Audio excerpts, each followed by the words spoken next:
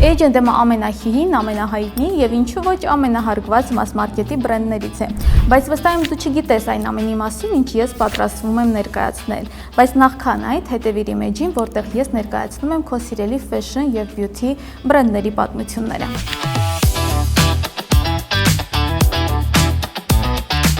H&M-ը շվեդական բրենդ է, հիմնադրված 1947 թվականին։ Այն ի սկզբանե կոչվում էր Hens, ինչը թարգմանաբար նշանակում է կնոջ համար եւ առաջարկում էր միայն կանացի հագուստ։ 20 տարի անց բրենդի հիմնադիրը ձեռք է բերում Maurits Whitford կոչվող որսորդական եւ ձկնորսական խանութների ցանցը, միավորելով այն Hens-ի հետ։